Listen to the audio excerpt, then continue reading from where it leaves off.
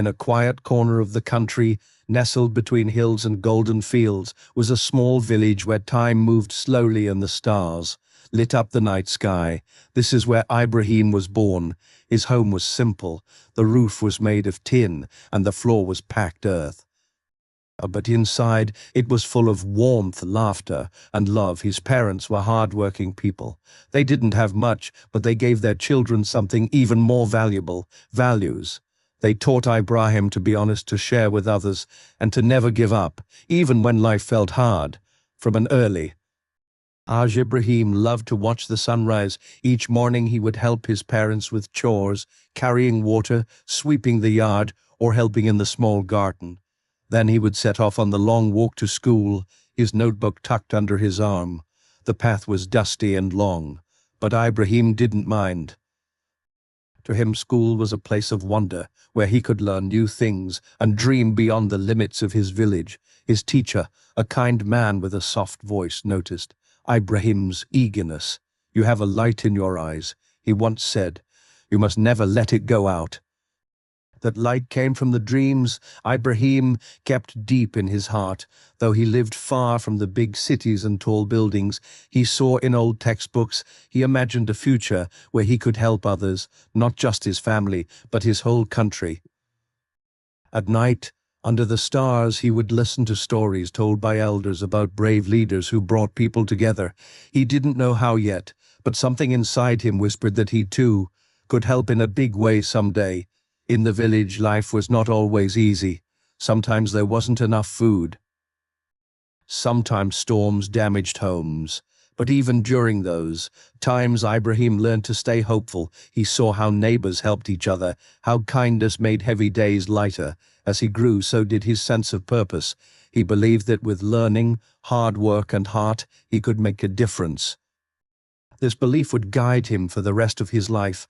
Ibrahim's school was not large. It had just a few classrooms, with old wooden desks and a chalkboard that had been used for many years.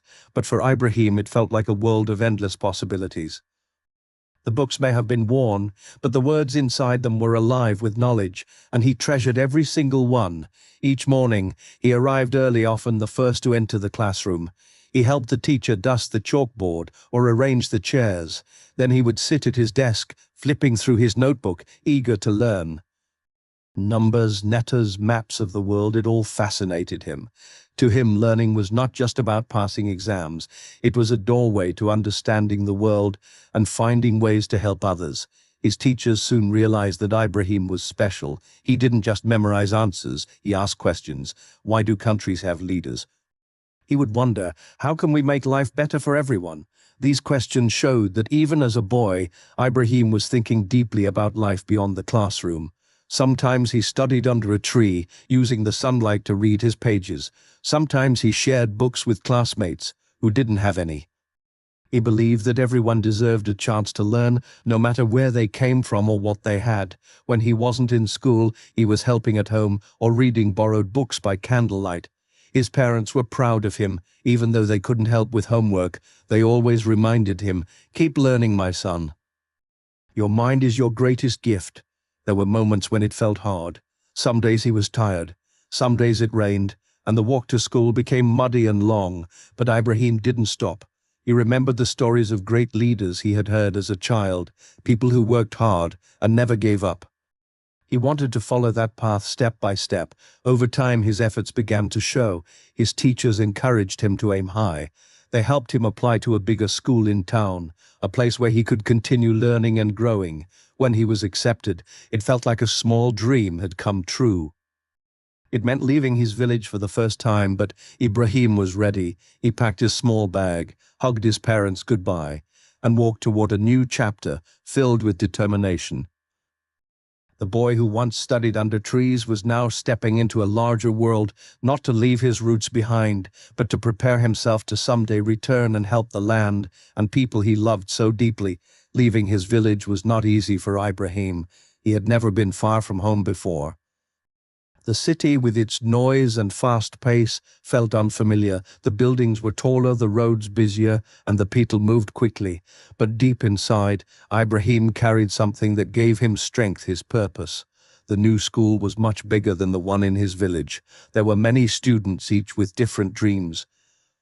At first, Ibrahim felt a little out of place. Some of the others spoke faster or had more polished shoes and newer books. He returned to his country, not as someone seeking comfort or recognition, but as someone ready to serve. He joined a national service program, where he was assigned to work in different communities, supporting development projects and helping to build local partnerships. Some of these places were far from the cities, with limited roads and resources. But Ibrahim felt right at home. In fact, the quiet villages reminded him of where he had grown up. The people reminded him of his parents, his neighbors, his friends. He listened carefully wherever he went. Whether it was a farmer needing better tools or a teacher asking for school supplies, Ibrahim took notes.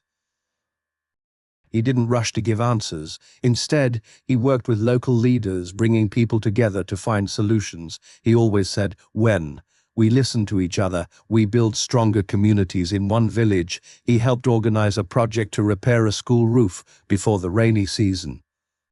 In another, he helped youth groups plant trees to protect the soil and provide shade for future generations. These acts may have seemed small, but to the people they made a big difference over time. Ibrahim earned the trust of many. He became known not just for his work, but for his character. He kept his promises. He showed up on time. He treated everyone, young or old, rich or poor, with respect. He also continued learning during this time. He studied the challenges facing different regions, things like access to clean water, education, and job opportunities for young people. He asked questions, visited community centers, and spoke with leaders who had served a country for decades. Little by little, Ibrahim's name began to spread, not because of any title or speech, but because of the quiet impact he was making. People began to say, "Here is someone who listens." He never let praise distract him. For Ibrahim, the focus was never on being popular. His focus was on progress, on finding ways for people to live safer, healthier, more hopeful lives. His journey through the countryside taught him something very important. Real leadership starts with service, and service starts with heart. The dream that began in a small village had now become something larger, something shared by many, and though he didn't know it yet, this path of service was preparing him for an even greater responsibility. As the years went by, more people began to notice Ibrahim, not just in the villages, but across the country. His reputation grew steadily, not because of advertisements or loud announcements, but because of something more powerful: trust. Wherever he went, people spoke well of him. They said he listened when others didn't. They said he stayed when others left. They said he truly cared. The country was going through a time of uncertainty. Many people were looking for direction. There were important decisions to be made, decisions about schools, jobs, safety, and the future. In conversations in markets and homes, one question kept coming up: who will lead us with honesty and care? More and more, people began mentioning Ibrahim's name. Community leaders, students, farmers, teachers, and elders all felt he could be the one to bring new energy to the nation. They admired his patience, his wisdom, and his deep understanding of the people's needs. At first, Ibrahim was surprised by the support. He had never sought recognition for his work. But when he looked around and saw the hope in the eyes of those who believed in him, he understood this was not just about him anymore. It was about the dreams of millions. It was about building a better tomorrow for everyone. After deep reflection and with great humility, Ibrahim accepted the call to leadership. He stepped forward, not with grand promises, but with a quiet pledge to lead with heart, to listen deeply, and to serve faithfully. When the people had the chance to choose their next leader, their voices were clear. They chose the one who had always walked beside them, not above them. They chose the one who had shown his commitment through actions, not only words. They chose Ibrahim. It was a moment of unity and hope. Across the country, people celebrated not just the rise of a new leader, but the beginning of a new chapter. One built on trust, respect, and the belief that true progress comes when everyone is included. And so the boy who once studied under a tree in a quiet village now stood with the people, ready to guide the country forward, not as a ruler but as a servant, not with pride, but with purpose. His journey had come full circle, but in many ways it was only just beginning. When Ibrahim became president, he didn't rush to make grand speeches or dramatic changes. Instead, he took a deep breath and looked around at his people, the farmers in the fields, the children in schools, the shopkeepers, the builders, the nurses, the teachers. He believed that real progress couldn't come from one person alone. But Ibrahim reminded himself why he was there, not to compare, but to grow. He focused on his studies with even greater determination. His days were filled with lessons in science, history, and leadership. In the evenings, he spent hours in the library, surrounded by shelves of books. He read about people who had made positive changes in their countries, people who led with vision and care. These stories inspired him to keep going, even when things felt difficult. Despite being far from his village, Ibrahim stayed connected to his roots. He often wrote letters to his parents and siblings, telling them about all the things he was learning. He never forgot the lessons his parents taught him: to be kind, to be patient, and to work hard. Whenever he went home for holidays, he brought back knowledge to share, helping younger children with their schoolwork or talking with neighbors about what he had learned. As time passed, Ibrahim grew into a young man. His teachers admired his discipline and quiet leadership. He didn't raise his voice to lead, he led by example. He helped classmates understand their lessons. He treated everyone with respect. He listened carefully and spoke only when he had something thoughtful to say. After finishing his studies, Ibrahim had the opportunity to continue learning at a university. It was another big step. There he studied topics that opened his mind even more: how societies worked, how people could solve problems together, and how good decisions could improve many lives. He also met students from different backgrounds and different regions of the country. Talking with them helped him understand even more about the nation he loved. He listened to their stories, their hopes, and their worries. The more he learned, the more he realized how important unity and understanding were. Though the journey away from home had many challenges, it helped shape Ibrahim into someone stronger, wiser, and more ready to serve. The boy who had once walked to school barefoot was now a young man filled with knowledge, vision, and a heart still grounded in humility. He didn't know exactly what the future would bring, but one thing was clear: wherever life took him next, he would carry with him the dreams of his village and the hope of making a difference for all. At university, Ibrahim began to stand out, not because he was loud or demanding, but because of how he lived his values. He was thoughtful, honest, and respectful. He greeted everyone with kindness and always offered help where he could. Many people noticed this quiet strength and began to look up to him. He joined student groups that focused on community service, education, and dialogue. Whenever there was a chance to help others, organizing clean-up campaigns, mentoring younger students, or discussing ways to improve campus life, Ibrahim was there, not seeking attention, but truly wanting to contribute. One of his classmates once said, "When Ibrahim speaks, people listen. Not because he shouts, but because his words come from a good place." Even professors saw leadership in him.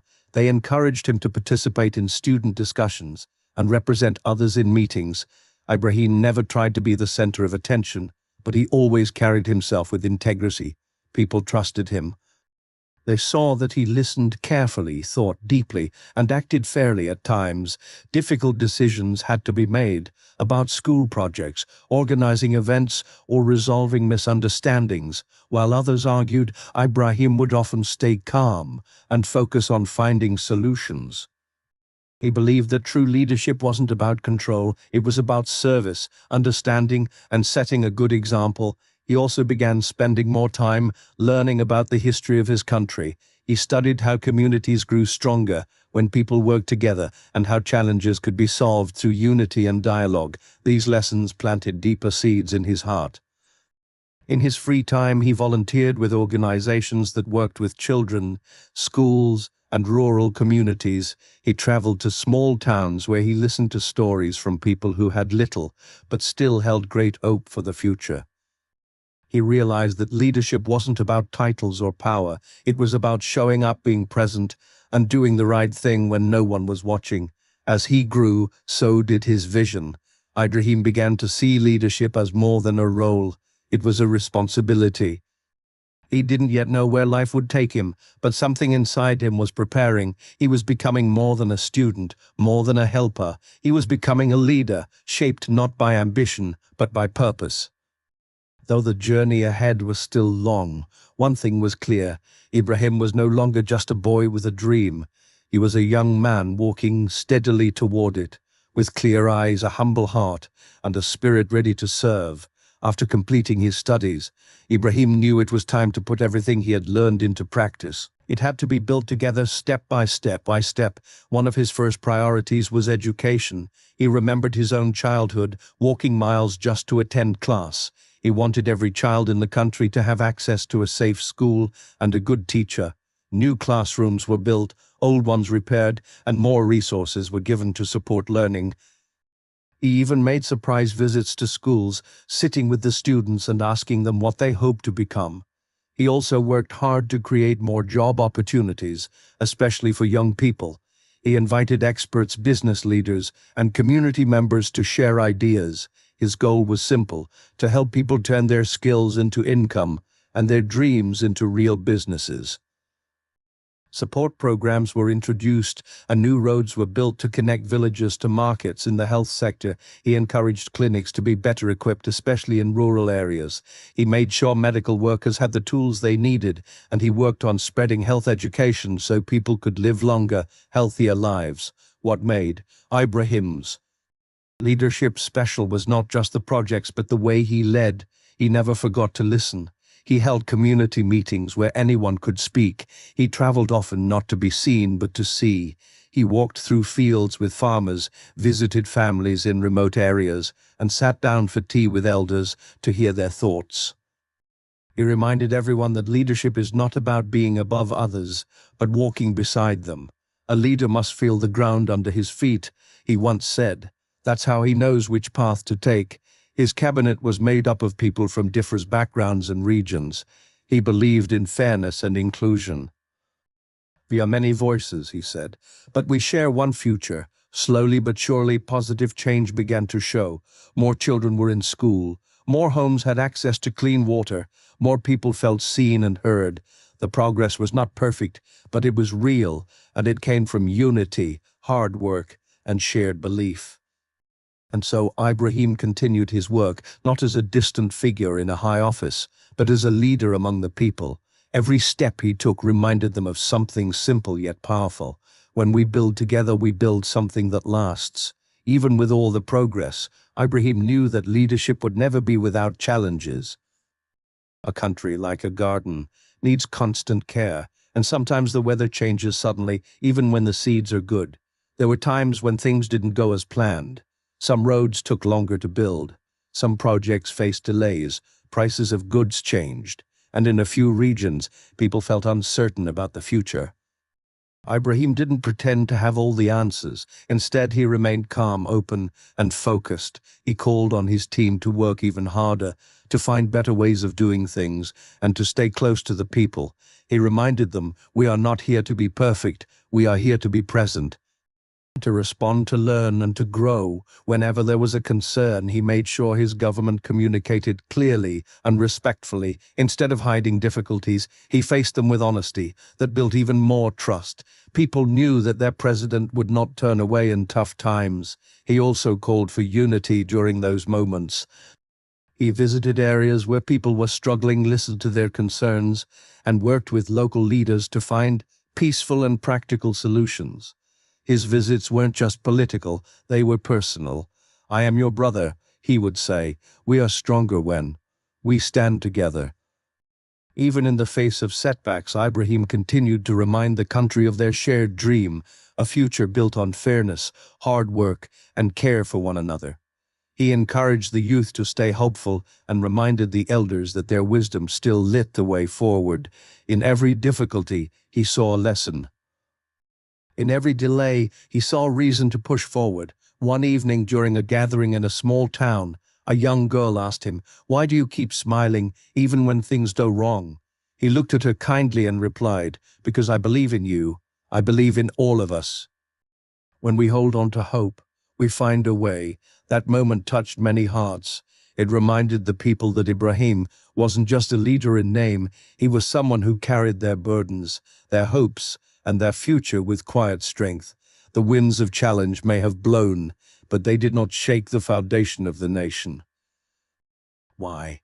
Because that foundation was built on unity, kindness, and the belief that, no matter what comes, the people would rise together. As time passed, Ibrahim became more than a leader. He became a symbol of hope for many. People from every part of the country saw in him something they believed in: simplicity, truth, and love for the people. He never changed his ways, though he now lived in the presidential residence. He still woke up early, walked through communities, and asked the same questions he asked as a boy. How can we do better? What do the people need? Children began to learn his story in school, not because he asked for it, but because teachers wanted students to see that greatness can come from humble beginnings. He was once like you, they would say, and look what he became. Ibrahim always smiled when he met children. He cantled to their level and listened. He told them, never stop dreaming, you are the future, and the future is bright. In the countryside, elders gathered to bless his work and offer him their wisdom.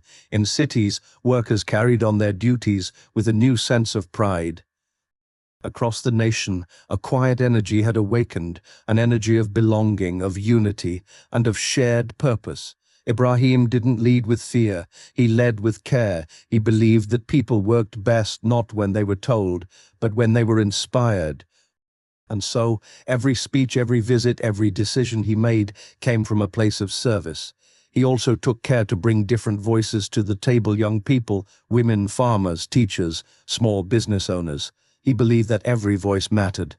We build faster, he once said, when everyone holds a brick. He encouraged local artists, storytellers, and musicians to celebrate the culture of the country. He supported sports programs and reading clubs. For him, building a nation wasn't only about roads and buildings, it was also about joy, memory, and identity. One evening, as the sun set over the hills, Ibrahim stood quietly on the steps of the presidential home. A gentle breeze passed through the trees. His heart was full, not with pride, but with gratitude. He thought of his mother's prayers, his father's hands, the red dust of the village paths, and the little boy who once studied under a tree. Now he led a nation, not as someone who had risen above the people, but as someone who had always stood among them. As time passed, Ibrahim became more than a leader. He became a symbol of hope for many. People from every part of the country saw in him something they believed in: simplicity, truth, and love for the peoples. He never changed his ways. Though he now lived in the presidential residence, he still woke up early, walked through communities, and asked the same questions he asked as a boy. How can we do better? What do the people need? Children began to learn his story in school, not because he asked for it, but because teachers wanted students to see that greatness could come from humble beginnings. He was once like you, they would say, and look what he became. Ibrahim always smiled when he met children. He knelt to their level and listened. He told them, never stop dreaming, you are the future, and the future is bright. In the countryside, elders gathered to bless his work and offer him their wisdom. In cities, workers carried on their duties with a new sense of pride. Across the nation, a quiet energy had awakened, an energy of belonging, of unity, and of shared purpose. Ibrahim didn't lead with fear. He led with care. He believed that people worked best not when they were told, but when they were inspired. And so, every speech, every visit, every decision he made came from a place of service. He also took care to bring different voices to the table: young people, women, farmers, teachers, small business owners. He believed that every voice mattered. We build faster, he once said, when everyone holds a brick. He encouraged local artists, storytellers, and musicians to celebrate the culture of the country. He supported sports programs and reading clubs. For him, building a nation wasn't only about roads and buildings, it was also about joy, memory, and identity. One evening, as the sun set over the hills, Ibrahim stood quietly on the steps of the presidential home. A gentle breeze passed through the trees. His heart was full, not with pride, but with gratitude. He thought of his mother's prayers, his father's hands, the red dust of the village paths, and the little boy who once studied under a tree. Now he led a nation, not as someone who had risen above the people, but as someone who had always stood among them. As Ibrahim's years in leadership passed, his vision for the country continued to take shape. He had never sought glory for himself, but slowly, quietly, he built a legacy that would be remembered not for the titles he held, but for the lives he touched. His time in office was not marked by grand speeches or dramatic gestures, but by the steady progress of a nation coming together. Under his leadership, the country saw improvements in education, healthcare, and infrastructure. But more importantly, the people began to believe in each other. They saw that their voices mattered, that their dreams were worth pursuing, and that their unity could overcome any challenge. Ibrahim's work was never finished, and he never claimed it to be. He knew that change is a long road, and that progress is a journey. Yet, he saw enough change in the smiles of children attending school, in the hands of farmers harvesting their crops, and in the hope of young people starting businesses of their own. But perhaps his greatest achievement was not the roads built, nor the schools opened. It was the trust he built between himself and the people. When Ibrahim walked through towns or visited villages, the people didn't see a politician. They saw a man who had been one of them, a man who shared their struggles, their dreams, and their hopes.